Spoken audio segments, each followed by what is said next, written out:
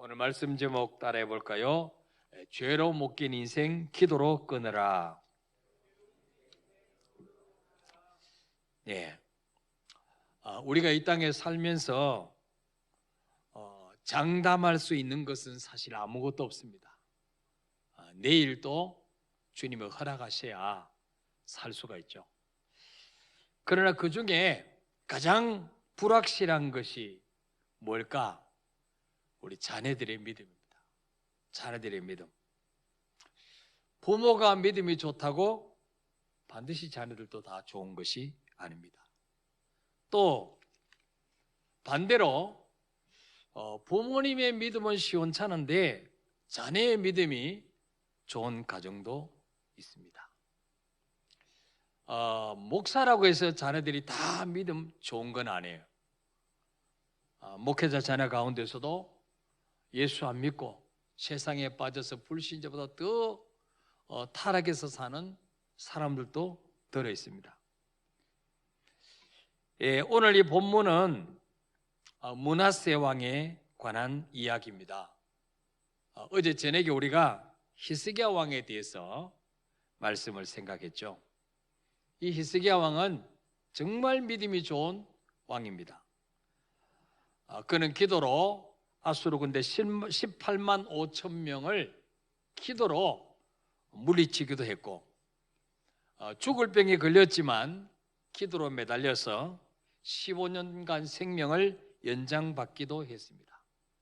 이렇게 그 전까지는 이 히스기야가 자식이 없었는데 15년 동안 하나님께 생명 연장받아서 얻은 아들이 바로 므낫세입니다. 이 므낫세가 12살 때 왕위에 올랐습니다. 히스기야가 죽고 난 후에 이제 므낫세가 대를 이어서 왕이 됐겠죠.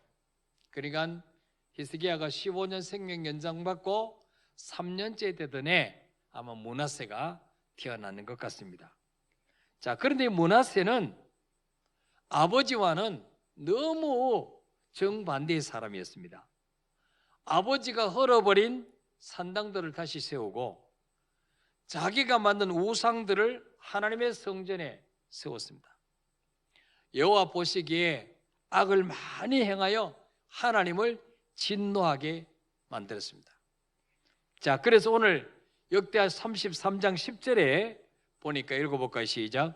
여호와께서 므낫세와 그의 백성에게 이르러셨으나 그들이 듣지 아니하므로. 아멘. 자, 하나님이 선지자를 통해서 이스라엘 백성과 므낫세에게 여러 번 경고했습니다. 네가 지금이라도 하나님께 돌아와서 하나님을 바로 섬기면 용서해 주겠다. 여러 번 통보하셨으나 므낫세와 그의 백성이 듣지 아니했다 그랬습니다. 여러분이 하나님 같으면 어떻게 할 것 같습니까? 사실 므낫세는 하나님께서 그의 아버지 히스기야의 병을 고쳐주시고 생명을 연장시켜주지 아니하셨더라면 자기는 존재할 수도 없는 사람이죠. 이 땅에 태어날 수도 없는 사람이에요. 그리고 하나님이 천민이나 노예의 아들로 태어나게 할 수도 있는데 이 므낫세를 왕자로 왕궁에서 태어나게 하신 것도 얼마나 감사합니까?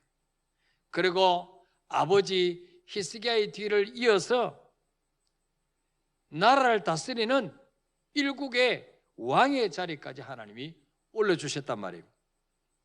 그러면 얼마나 히스기야는 정말 감격하면서 살아야 되지 않겠습니까? 하나님 앞에 더 충성하며 살아야 되지 않겠습니까? 그런데도 므낫세는 하나님의 은혜를 저버리고 비언망덕했으니까 하나님 얼마나 마음이 아프셨겠어요. 자, 그래서 여러 번 경고해도 듣지 아니하니까 11절에 하나님이 드디어 이제 매를 대기 시작하죠. 자, 11절 읽어볼까요? 시작. 여호와께서 아수르 왕의 군대 지휘관들이 와서 치게 하심에 그들이 므낫세를 사로잡고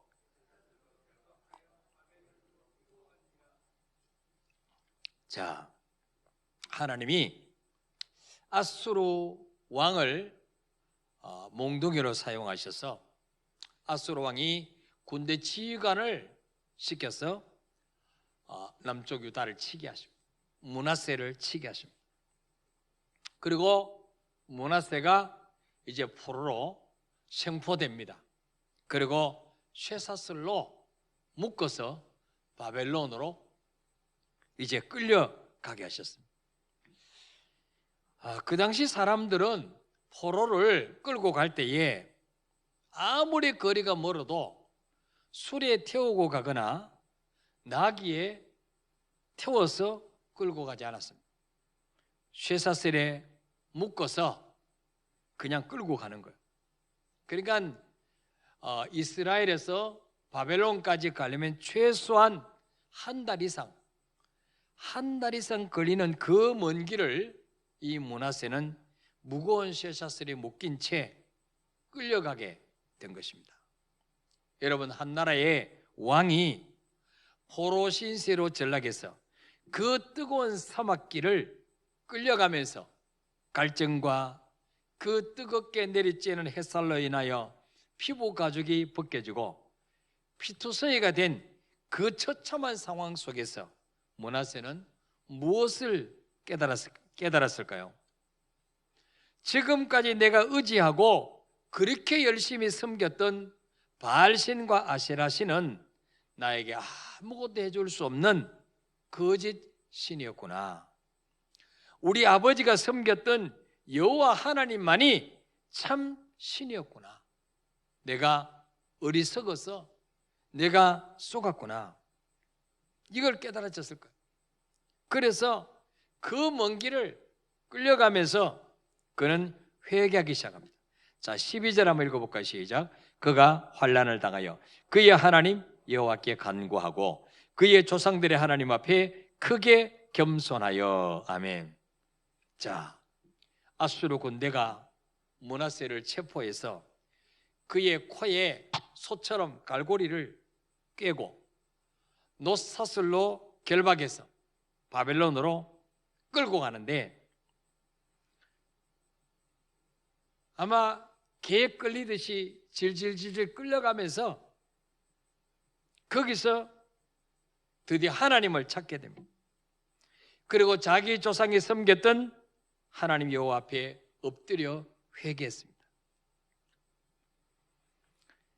자, 그리고 13절에 읽어볼까? 시작. 기도하였으므로 하나님이 그의 기도를 받으시며 그의 간구를 들으시사 그가 예루살렘에 돌아와서 다시 왕위에 앉게 하시매 므낫세가 그제서야 하나님께서 여호와께서 하나님이신 줄을 알았더라. 아멘.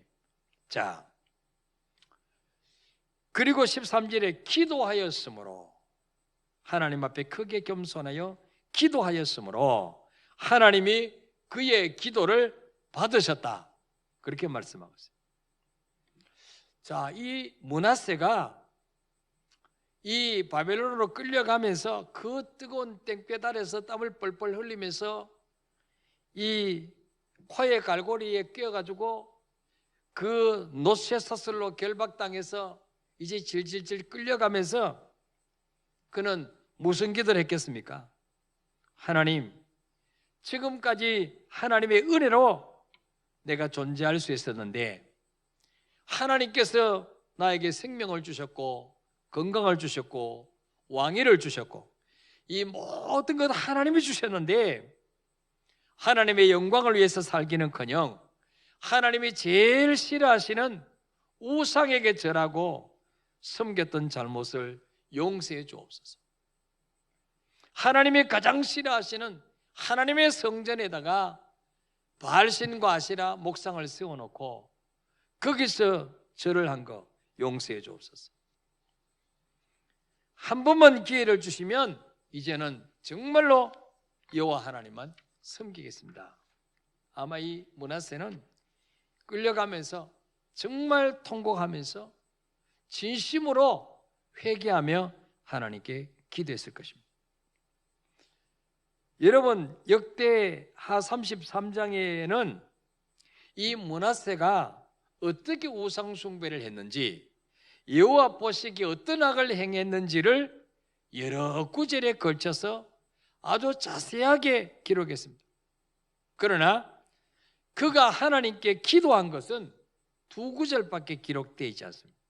바로 오늘 12절과 13절. 그것도 어떻습니까? 왕이 되고 난 후에 평안할 때 기도한 게 아니에요. 모든 게 형통할 때 기도한 게 아니에요. 전쟁에서 패배하고 포로로 끌려가서 개 끌리듯이 질질질 끌려가면서 도저히 이제는 희망이 보이지 않는 그런 절망적인 상황에 처했을 때 비로소 하나님을 찾았다는 거예요. 자, 여러분이 하나님 같으면 어떻게 하시겠습니까? 쉽게 용서해 줄 수 있겠습니까? 네가 이때까지 나를 그렇게 무시하고 내가 싫어하는 일만 골라 해놓고 이제 와서 네가 정말 죽을 것 같으니까 이제는 희망이 보이지 않으니까 나인데 살려달라고 하느냐? 어림도 없다 이놈아. 너는 더 당해야 돼. 여러분, 우리 인간 같으면 그렇게 하지 않겠어요? 근데 하나님은요, 그의 기도를 받으시며 그의 간구를 들으시사 그랬어요. 보세요. 참, 우리 하나님이요, 얼마나 자비가 풍성하신 하나님이죠. 물론 하나님이 그 아버지 히스기야 왕을 생각하셨어. 이렇게 용서해 주신 것도 있겠죠. 여기서 우리가 뭘 깨달을 수 있습니까? 우리 하나님은 어떤 죄인이라 할지라도 진심으로 하나님 앞에 잘못했다고 회개하고 돌아오면 다 용서해 주신다. 여러분, 우리 부모도 자식이 아무리 잘못해도 와서 부모님 앞에 무릎을 꿇고 아버지 잘못했습니다. 어머니 잘못했습니다. 다시는 안 그러겠습니다. 한 번만 용서해 주십시오.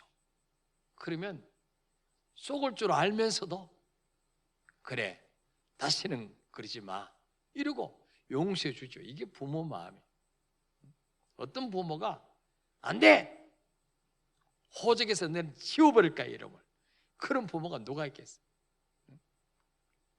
우리 하나님도 마찬가지라면 어떤 죄를 지었다 할지라도 70번에 7번이라도 70번 죄를 지어놓고 또 잘못했다 그러고 또 죄 짓고 또 잘못했다 그러고 70번이나 반복했다 할지라도 70번에 7번 490번이나 그렇게 반복했다 할지라도 주님 앞에 돌아와서 잘못했다고 회개하면 또 용서해 주신다는 거예요. 그게 하나님의 사랑이에요. 여러분, 지금까지 우리가 죄 지은 대로 보응받았다면 여기 살아남아 있을 사람 누가 있겠어요?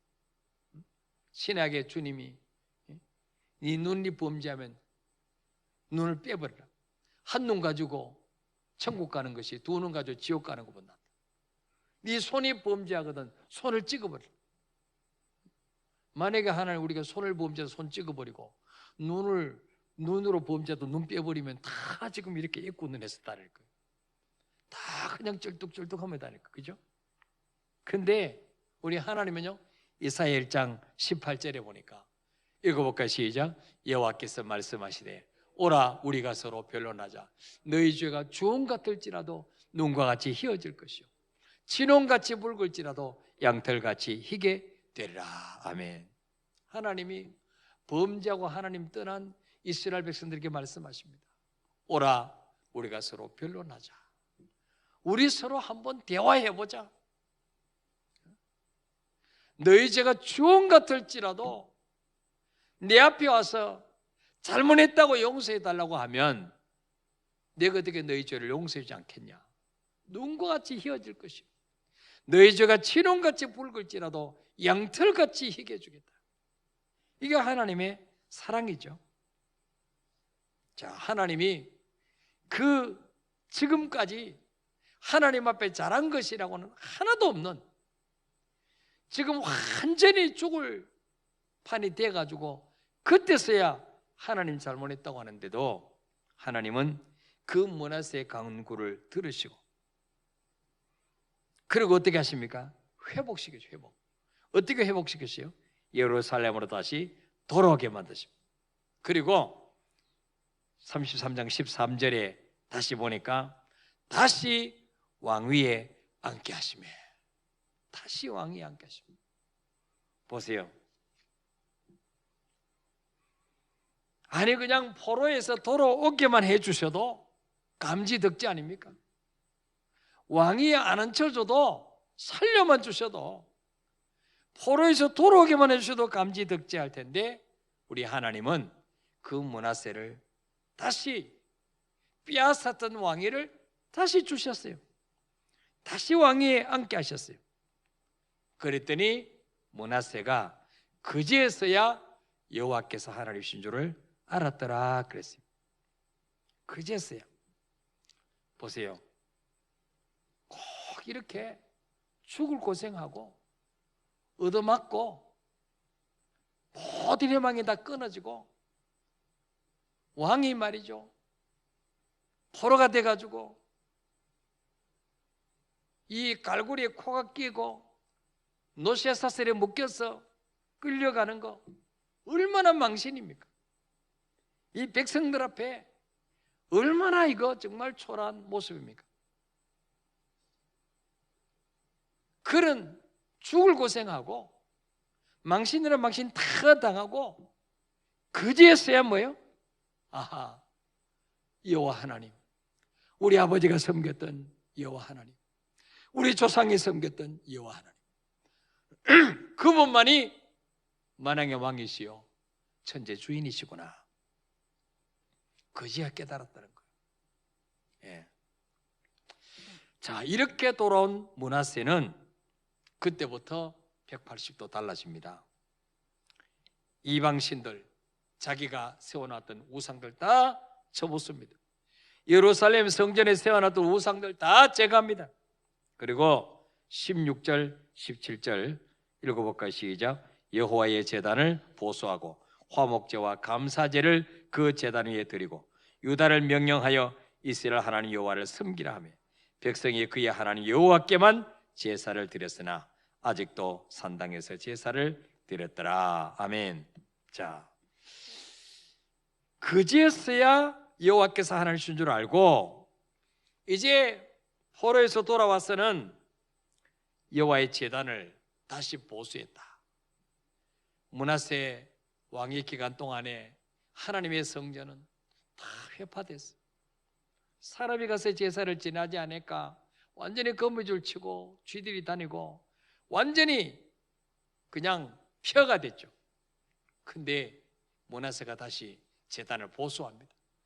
그리고 건강하고 편안할 때는 하나님 앞에 제사를 드리지 않았는데, 예배를 드리지 않았는데 죽을 고생하고 돌아와서 이제야 하나님 앞에 화목제와 감사제를 그 제단 위에 드립니다. 예배가 회복되는 거예요. 그리고 유다 백성을 향하여 명령하기를 이제 너희는 이스라엘 하나님 여호와만 섬기라.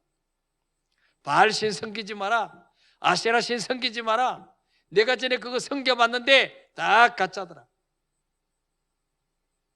내가 어려움 당했을 때 그것은 나에게 아무 도움이 되지 않더라. 여호와 하나님만이 살아계신 하나님이다. 이렇게 선포했다는 거예요. 그래서 그 뒤부터 17절에 백성이 그의 하나님 여호와께만 제사를 드렸다 그랬어요. 예. 여러분, 오늘 말씀을 우리가 들으면서 뭘 깨닫습니까?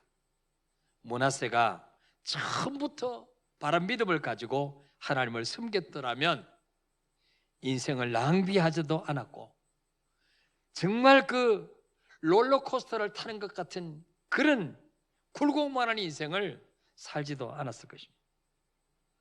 그의 아버지 히스기야는 그렇게 믿음이 좋았는데 아들 므낫세의 믿음은 왜 이렇게 형편이 없었을까요? 아까 말씀드린 대로 이 므낫세는 히스기야가 기도로 15년 생명을 연장받은 후에 얻은 아들입니다. 그 전까지는 자식이 없었어요. 그래서 늦둥이죠, 늦둥이.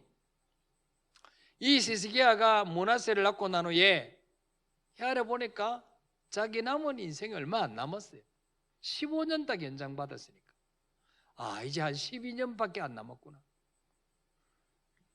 내가 살아있을 동안에 이 자식에게 정말 마음껏 사랑을 베풀고 내가 해주고 싶은 거 다 이놈이 해달라는 거 다 해주고 내가 마음껏 사랑해주고 떠나야 되겠다. 왜? 자기 날이 정해져 있으니까. 네.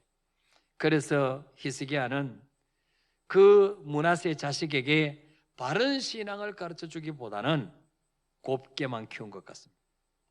당연히 내가 이렇게 하나님을 잘 섬겼으니 이놈도 잘 섬기겠지, 그렇게 생각하고 영적인 훈련을 시키자는 것 같습니다.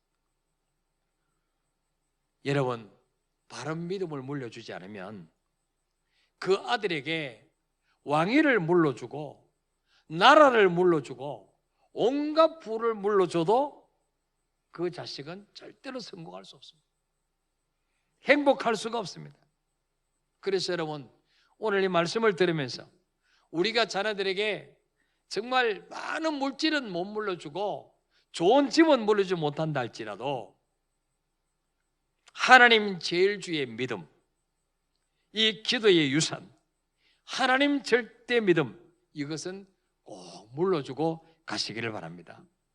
이게 우리 부모의 사명이에요.